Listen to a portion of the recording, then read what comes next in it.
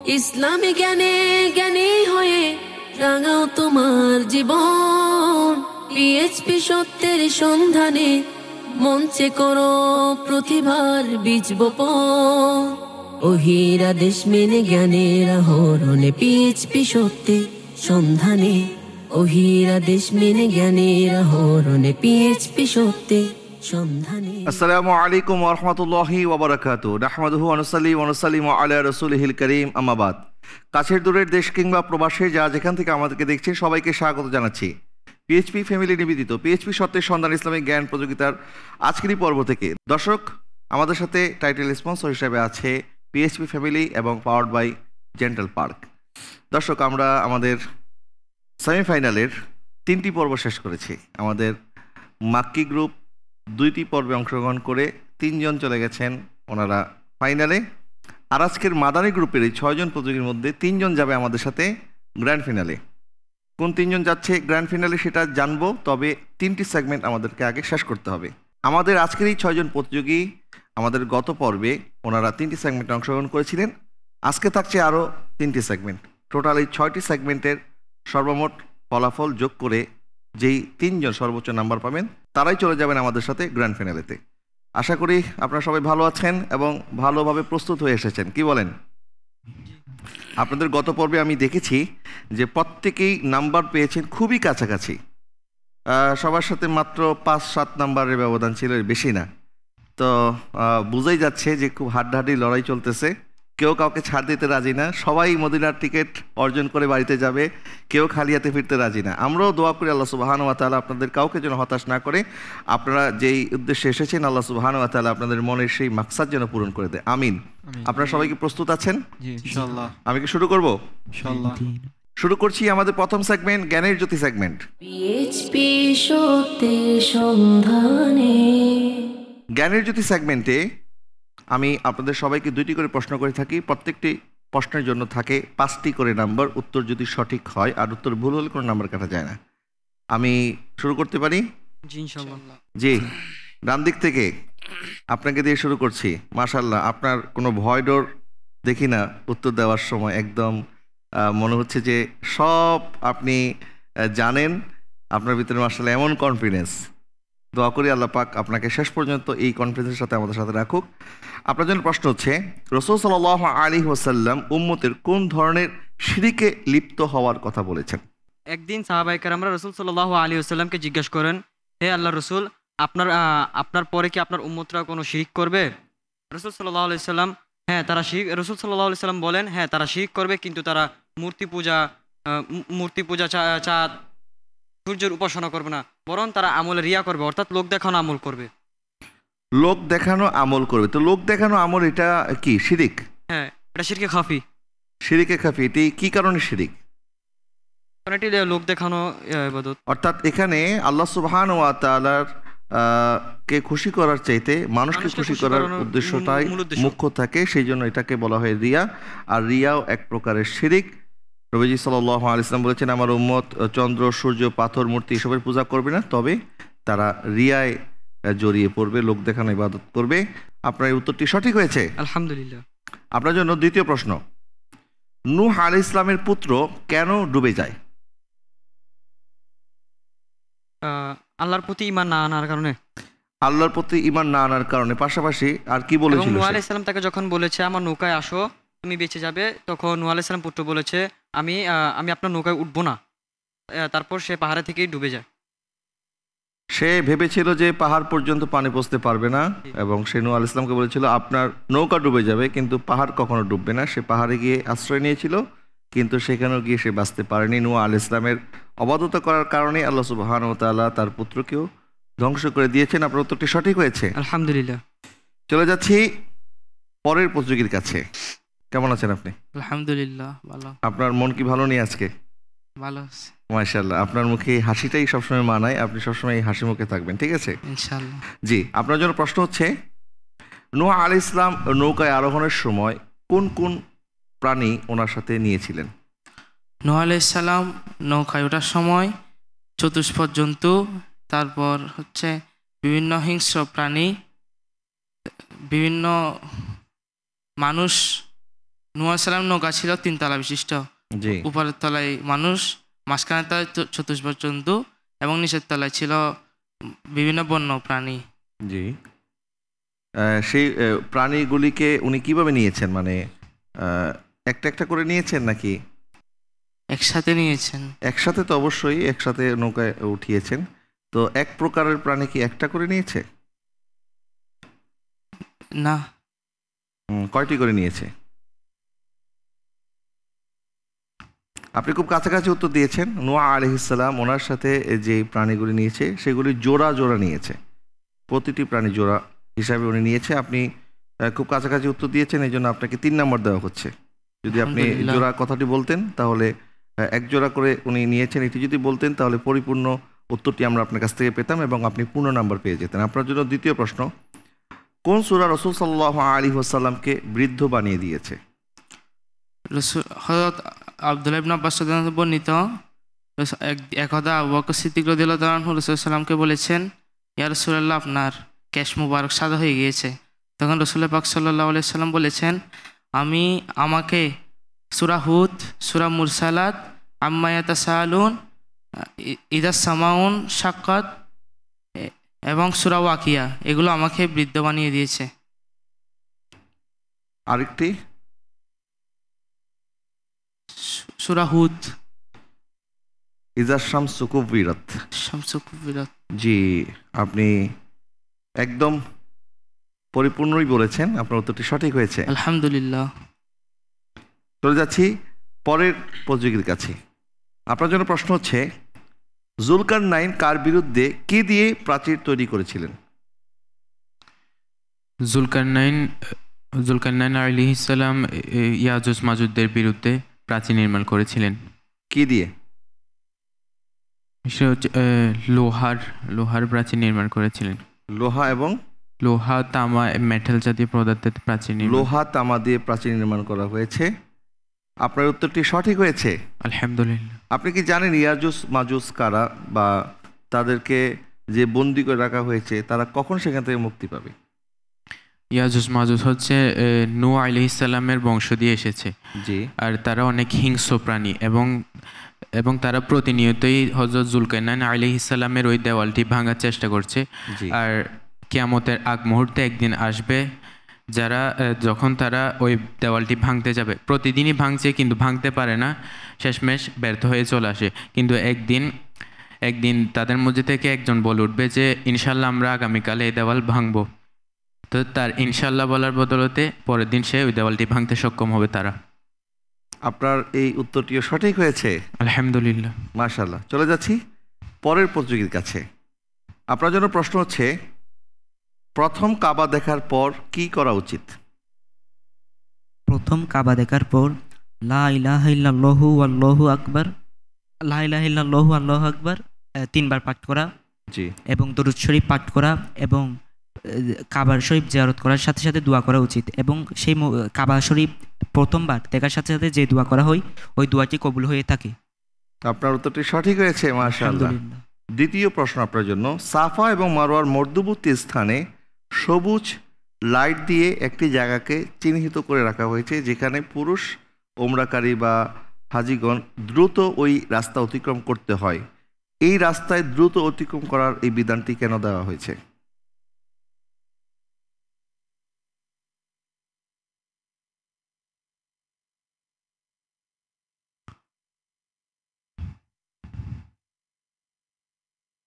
আপনি বলতে পারছেন না। সাফা এবং মারওয়ার মধ্যবর্তী যে জায়গা, অর্থাৎ সেই জায়গাটা ঢালু থাকার কারণে মা হাজরা আলাইহিস সালাম যখন হযরত ইসমাইল আলাইহিস সালামের জন্য পানির সন্ধানে এই জায়গাগুলি অতিক্রম করছিলেন, সাফা এবং মারওয়া পাহাড় এটি একটু উঁচু, যার কারণে উনি পাহাড়ের চূড়ায় যখন যেতেন তখন উনি হযরত ইসমাইল আলাইহিস সালামকে দেখতে পেতেন। কিন্তু এক পাহাড় থেকে আরেক পাহাড়ে যাওয়ার সময় মধ্যবর্তী জায়গাটা যখন উনি অতিক্রম করতেন তখন ওনার দৃষ্টি থেকে হযরত ইসমাইল আলাইহিস সালাম গায়েব হয়ে যেতেন, অর্থাৎ তিনি দেখতে পেতেন না, যার কারণে উনি ওই রাস্তাটা দ্রুত অতিক্রম করতেন। আল্লাহ সুবহানাহু ওয়া তাআলার কাছে ওই রাস্তাটা মা হাজরা দ্রুত অতিক্রম করার এই কাজটাও আল্লাহর কাছে এতটা পছন্দ হয়েছে, যার কারণে নবীজি সাল্লাল্লাহু আলাইহি ওয়াসাল্লাম সহ সাহাবায়ে কেরাম এবং বর্তমান সকল উম্মত ওই জায়গাকে দ্রুত অতিক্রম করতে হয়, কেননা আল্লাহ পাকের প্রিয় বান্দিনী হাজরা আলাইহিস সালাম এই জায়গাকে দ্রুত অতিক্রম করেছিলেন। আল্লাহ পাক সেই স্মৃতিকে তাজা রাখার জন্য, সেই স্মৃতিকে স্মরণীয় করে রাখার জন্য আল্লাহ পাক আমাদের জন্য এই বিধান দিয়েছেন।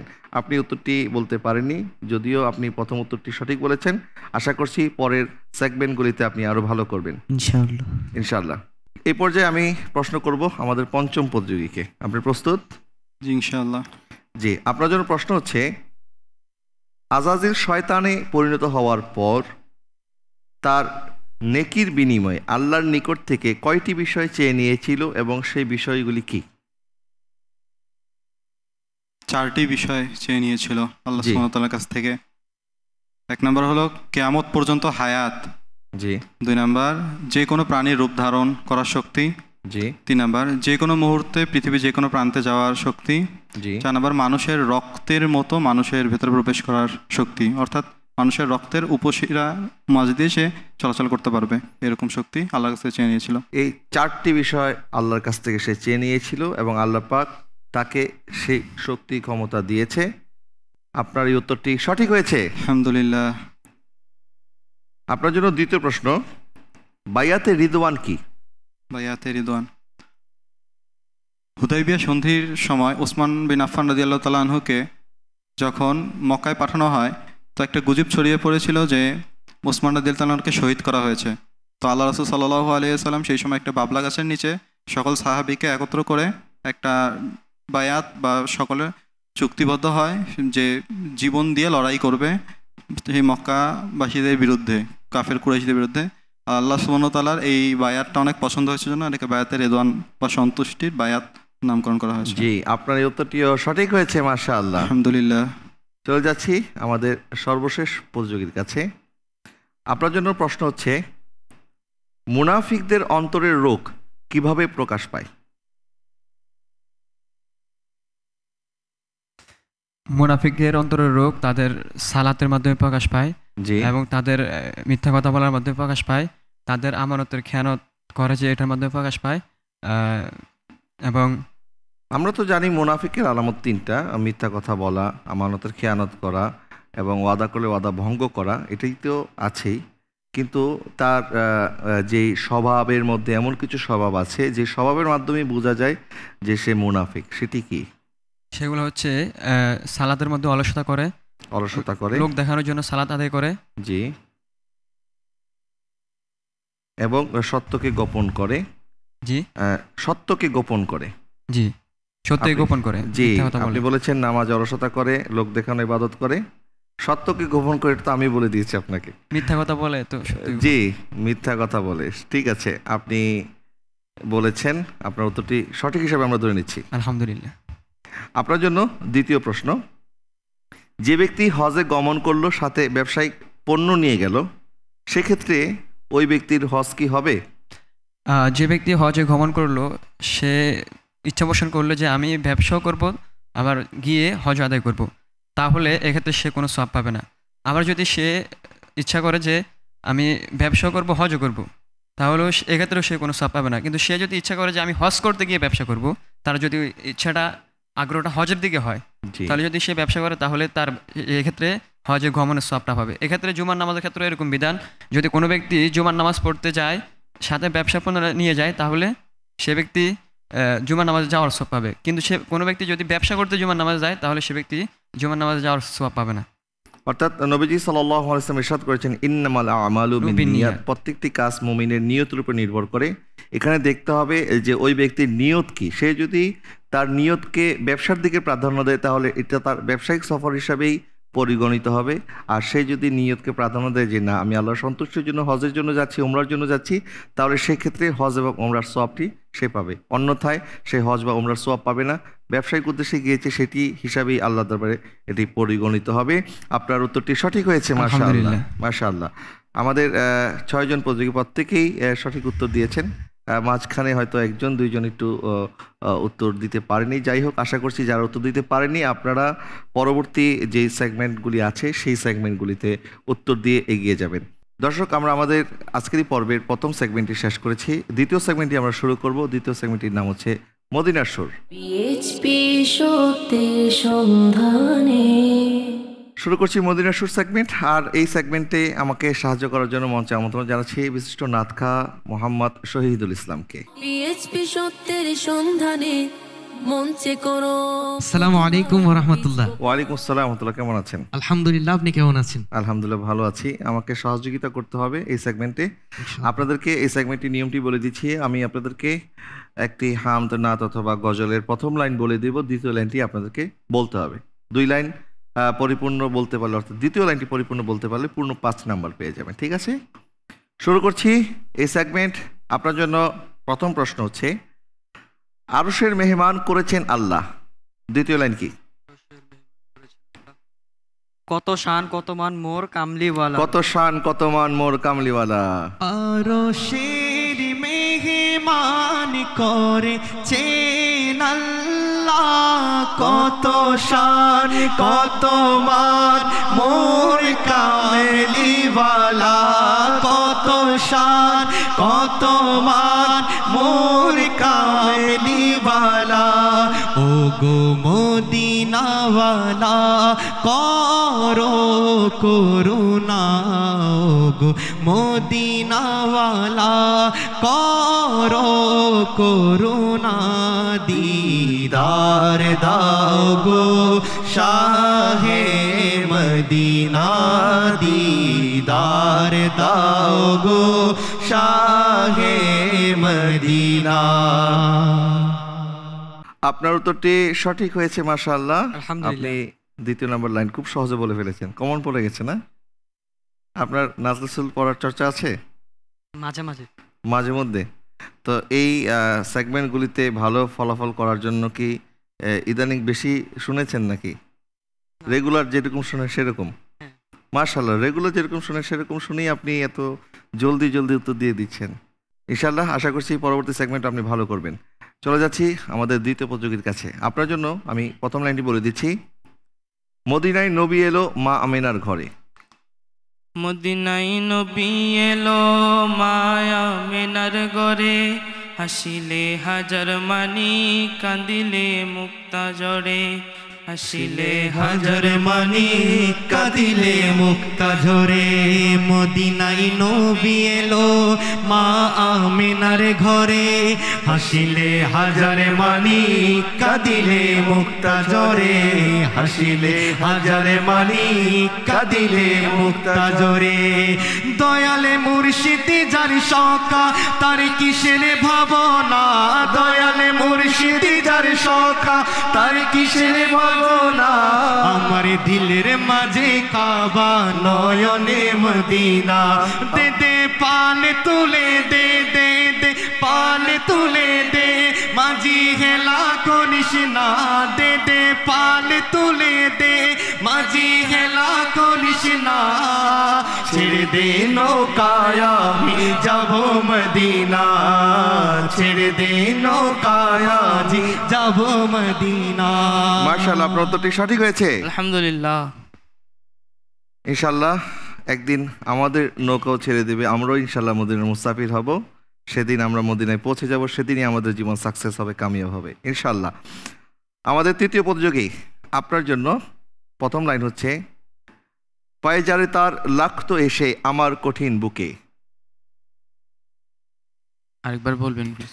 পায়ে যারে তার লাগতো এসে আমার কঠিন বুকে।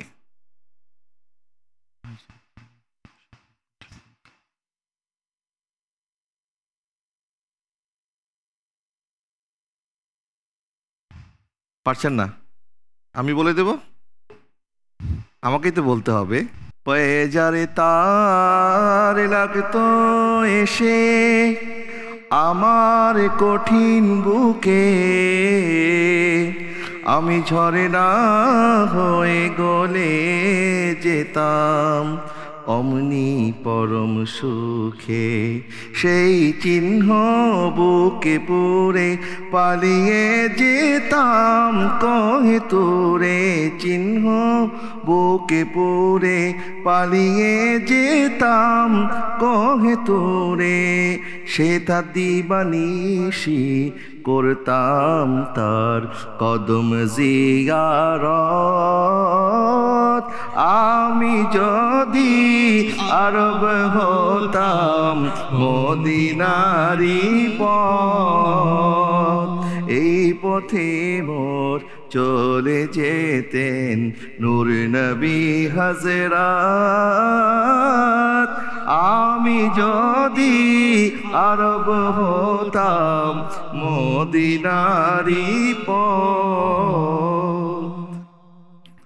আমি বলে দিলাম, যদিও এটি আপনার বলার কথা ছিল, তারপরও আমি বলে দিলাম। যাই হোক, আসলে আমরা যখন নাত রাসূল সাল্লাল্লাহু আলাইহি ওয়াসাল্লাম পড়ি আমাদের নিজেদের কাছেই ভালো লাগে, আর যখন শুনি তখনও ভালো লাগে, যখন নিজে পড়ি তখনও ভালো লাগে। এটি আশিকে রসুলদের অন্তরের খোরাক। চলে যাচ্ছি আমাদের চতুর্থ উপযোগীর কাছে। আপনার জন্য প্রশ্ন হচ্ছে, প্রথম লাইনটি আমি বলবো, পাগল হলো ওয়াসকরণী জুব্বা দিলে তারে।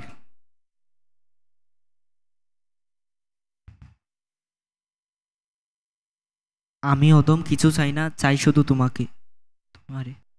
পাগল হইল আইস করনি জুব্বা দিলা তারে, আমি পাগলা কিছু চাই না, চাই যে তোমারে। আমি পাগলা কিছু চাই না, চাই যে তোমারে। প্রিয় হাবিব পাগলের রাখছো কেন দূরে, ও প্রিয় হাবিব পাগলের রাখছো কেন দূরে। আপনি একটি শব্দ মিস করে ফেলেছেন, বাকি সব ঠিক আছে, এই জন্য আপনাকে 5-এ 4 নম্বর দেওয়া হচ্ছে। আলহামদুলিল্লাহ। চলে যাচ্ছি আমাদের পঞ্চম উপযোগীর কাছে। আপনার জন্য আমি প্রথম লাইনটি বলে দিচ্ছি, मोहब्बत कमली वाले से वो जज्बा है सुनो लोगो।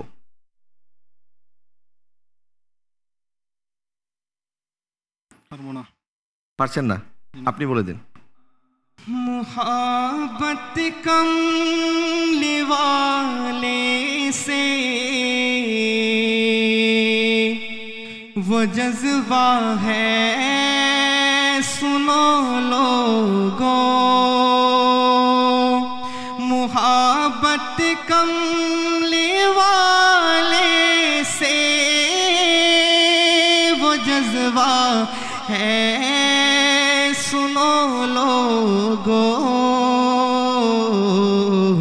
ये जिस मन में समा जाए वो मन में ला नहीं होता।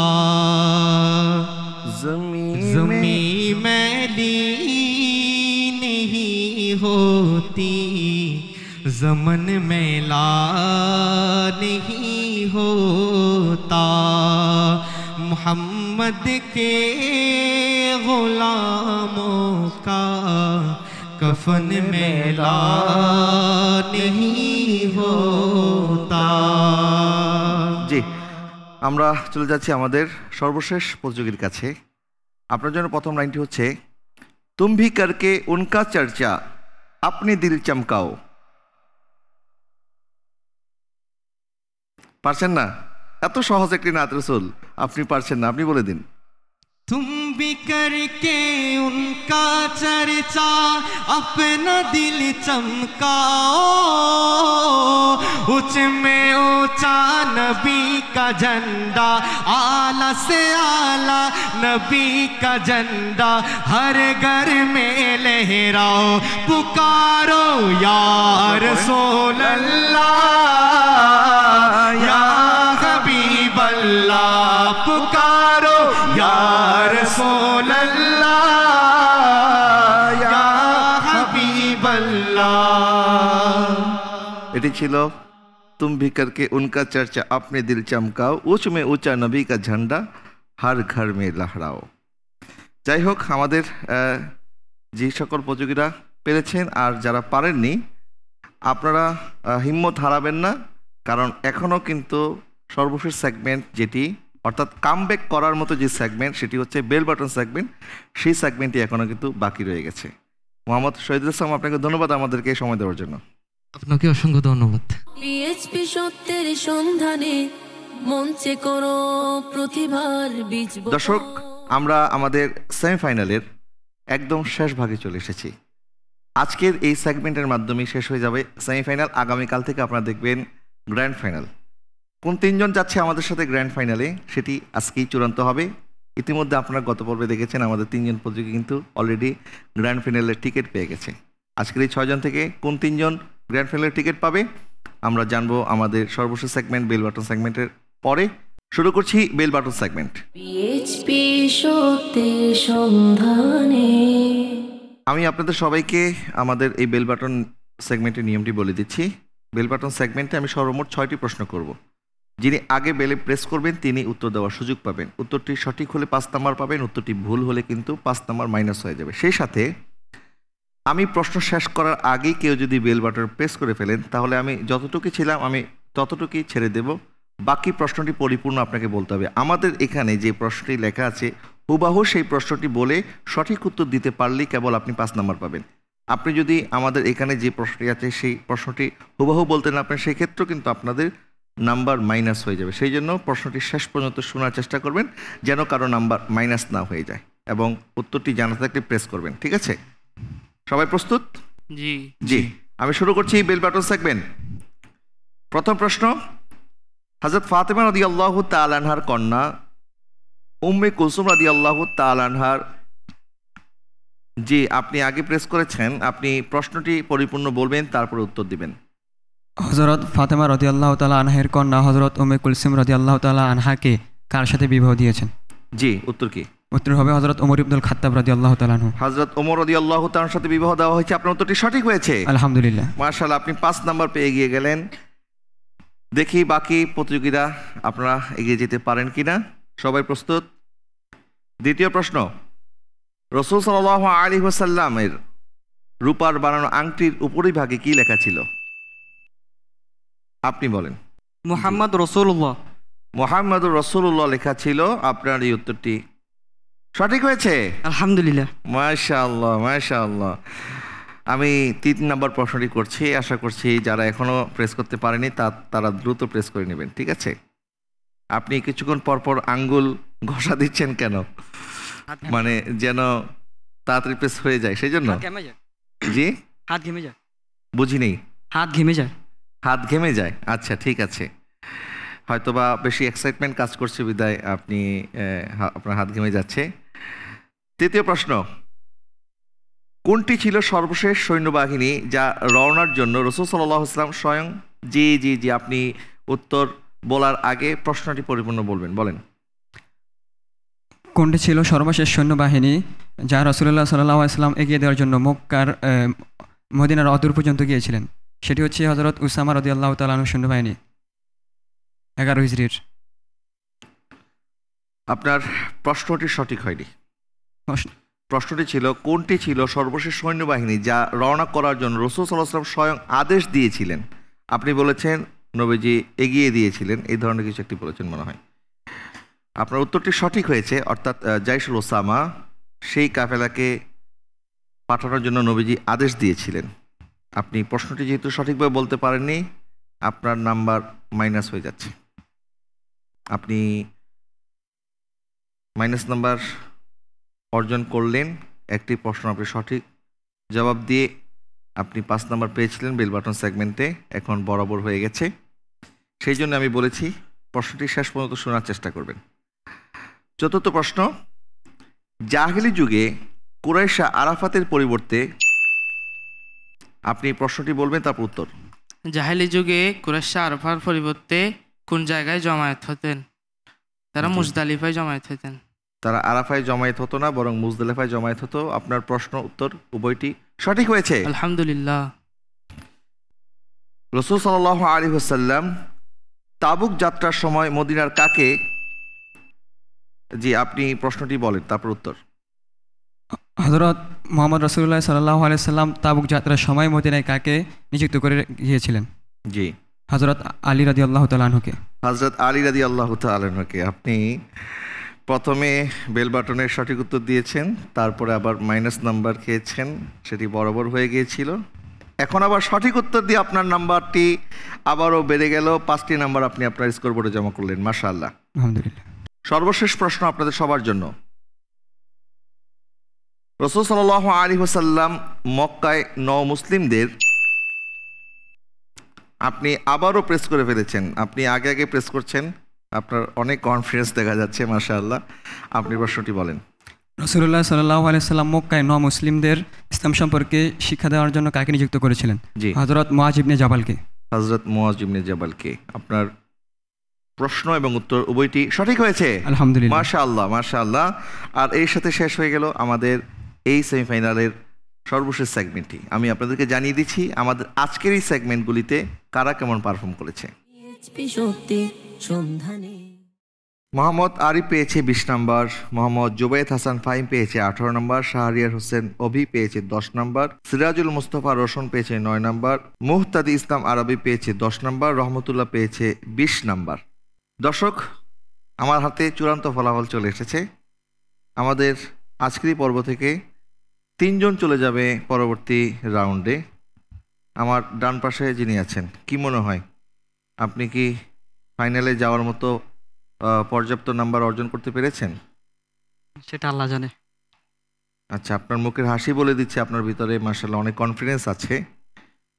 এই সারির দ্বিতীয় জন, আপনি মন খারাপ করছেন কেন? এই পর্বে যদিও ভালো করতে পারেনি তেমন একটা, তারপরেও কিন্তু আপনি গত পর্বে ভালো করেছিলেন। আপনার কাছে কি মনে হচ্ছে আপনি যেতে পারবেন না, সেই জন্য মন খারাপ করছেন? এখনো চূড়ান্ত ফলাফল ঘোষণা হয়নি। আমাদের 6 জন প্রতিযোগী, প্রত্যেকেই আশা করে তারাও ফাইনালে যাবে, মদিনার মুসাফির হবে। তবে নিয়মের খাতিরে শুধুমাত্র আমাদের কাউকে এগিয়ে দিতে হচ্ছে, আর কেউ পিছিয়ে পড়ছেন। এটি শুধুমাত্র একটি প্রতিযোগিতার জন্যই এই নিয়মটি, অন্য কোনো কারণে নয়। আমাদের এই 6 জন প্রতিযোগী প্রত্যেকেই যোগ্য এবং প্রত্যেকেই নিজের যোগ্যতা প্রমাণ করেছে। আমার কাছে যে স্কোর আছে, আমি স্কোরটি দেখে আমি বুঝতে পারছি যে কতটা হাড্ডাহাড্ডি লড়াই করে আমাদের এই প্রতিযোগীরা তারা আজকের পর্ব পর্যন্ত টিকে ছিল। আজকের পর্ব থেকে যিনি সর্বোচ্চ নাম্বার পেয়ে আমাদের সাথে যাচ্ছেন গ্র্যান্ড ফিনালে, তিনি পেয়েছেন 35 নাম্বার, আর তিনি হচ্ছেন মোহাম্মদ আরিফ। মাশাআল্লাহ, মোহাম্মদ আরিফ, আপনাকে কংগ্রেচুলেশন। আপনি 35 নাম্বার পেয়ে আমাদের সাথে যাচ্ছেন গ্র্যান্ড ফিনালে, এবং একই সাথে একই নাম্বার পেয়েছে মোহাম্মদ রহমতুল্লাহ, 35 নাম্বার অর্জন করে আপনিও যাচ্ছেন আমাদের সাথে গ্র্যান্ড ফাইনালে, আলহামদুলিল্লাহ। বাকি রয়ে গেল একজন।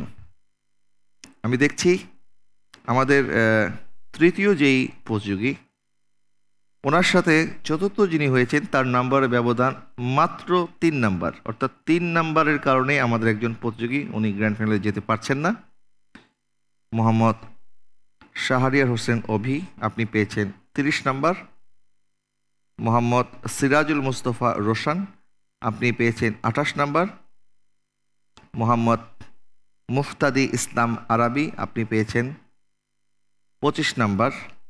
এবং মোহাম্মদ জুবায়েদ হাসান ফাহিম, আপনি পেয়েছেন 33 নাম্বার, এবং আপনি যাচ্ছেন আমাদের সাথে গ্র্যান্ড ফাইনালে। আলহামদুলিল্লাহ, মাশাআল্লাহ, আমরা 3 জন প্রতিযোগী পেয়ে গেছি।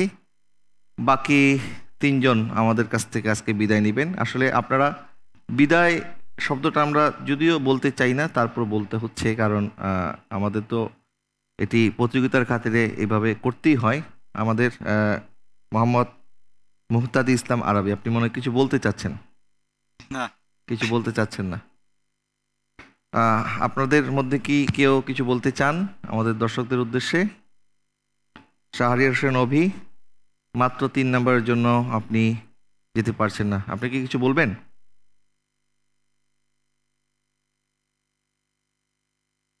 মোহাম্মদ রোশান, আমি আশাবাদী যে এইখান থেকে, এই প্রতিযোগিতা থেকে আমি যদি মদিনায় যেতে নাও পারি, অন্য কোনোভাবে হয়তো নবীজি যদি কোনো দিন আমাকে কবুল করে, ইনশাআল্লাহ আমি পৌঁছে যাব। অবশ্যই আমি চেষ্টা করেছিলাম ফাইনালে যাওয়ার জন্য, এবং আমি আশাবাদীও ছিলাম। আসলে হয়তো আমার প্রস্তুতি ভালোভাবে আমি সম্পূর্ণ করতে পারিনি, এবং আপনারা যথেষ্ট চেষ্টা করেছেন, টিকে থাকার জন্য। এটি আল্লাহ পাকের ইচ্ছা।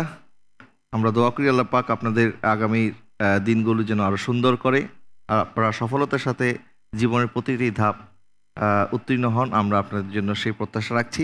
দর্শক, আমরা পেয়ে গেছি আমাদের 6 জন ফাইনালিস্ট, যারা গত পর্বে আমাদের সাথে 3 জন গিয়েছেন, আপনারা দেখেছেন। আজকের এই পর্ব থেকে আমরা 3 জন উপযোগী পেয়ে গেলাম, তারা যাচ্ছেন আমাদের সাথে ফাইনালে ইনশাআল্লাহ তাআলা আযাওয়াজাল। আগামীকাল থেকে শুরু হচ্ছে আমাদের গ্র্যান্ড ফাইনাল, আপনারা সেই গ্র্যান্ড ফাইনাল উপভোগ করবেন। সেই সাথে আমি আজকের এই পর্ব শেষ করার আগে আপনাদেরকে জানিয়ে দিচ্ছি আপনার জন্য আমাদের প্রশ্ন। আজকের দর্শকদের জন্য প্রশ্ন হচ্ছে, আগুনের কাঁচি দ্বারা কাদের জিহ্বা কর্তন করা হবে? আপনারা সঠিক উত্তরটি পাঠিয়ে দেন আমাদের ফেসবুক পেজ পিএইচপি সত্যের সন্ধানের। আজকের এই পর্বটি যেখানে লাইভ হয়েছে সেখানকার কমেন্ট সেকশনে একটি লিঙ্ক থাকবে, সেই লিঙ্কে আপনারা আপনাদের উত্তরটি পাঠিয়ে দিতে পারবেন রাত 12টা পর্যন্ত। যারা সঠিক উত্তর দিবেন তাদের মধ্যে লটারির মাধ্যমে আমরা আমাদের বিজয়ীর কাছে পৌঁছে দেবো আমাদের পক্ষ থেকে ছোট্ট একটি উপহার। আর গত পর্বে আমাদের দর্শকদের জন্য যেই প্রশ্নটি ছিল সেটি ছিল, আল্লাহ তাআলা কার প্রতি দয়া অনুগ্রহ করবেন না? সঠিক উত্তরটি হচ্ছে, যে ব্যক্তি মানুষের প্রতি দয়া করে না। যে ব্যক্তি মানুষের প্রতি দয়া করে না, আল্লাহ সুবহানাহু ওয়া তাআলাও তার প্রতি দয়া করে না। এটি হচ্ছে সঠিক উত্তর। দর্শক, পিএইচপি সত্যের সন্ধান ইসলামিক জ্ঞান প্রতিযোগিতার গ্র্যান্ড ফাইনালে শুরু হচ্ছে আগামীকাল। দেখতে চোখ রাখুন এশিয়ান টিভির পর্দায় একই সময়ে। আপনাদের সাথে আবারও দেখা হচ্ছে কালকে গ্র্যান্ড ফাইনালেতে। আমাদের 6 জন প্রতিযোগী এবং খুব হাড্ডাহাড্ডি লড়াই হবে। আমরা সেই অপেক্ষায় আছি আমাদের গ্র্যান্ড ফাইনালে দেখার জন্য। পিএইচপি সত্যের সন্ধান ইসলামিক জ্ঞান প্রতিযোগিতার আজকের পর্ব থেকে এখানেই বিদায় নিচ্ছি। আসসালামু আলাইকুম ওয়া রাহমাতুল্লাহি ওয়া বারাকাতুহু। আঁকড়ে ধরো ইসলামের শাখা প্রশাখা মনে প্রাণে, ওহির আদেশ মেনে জ্ঞানের আহরণে পিএইচপি সত্যের সন্ধানে, ওহির আদেশ মেনে জ্ঞানের আহরণে পিএইচপি সত্যের সন্ধানে।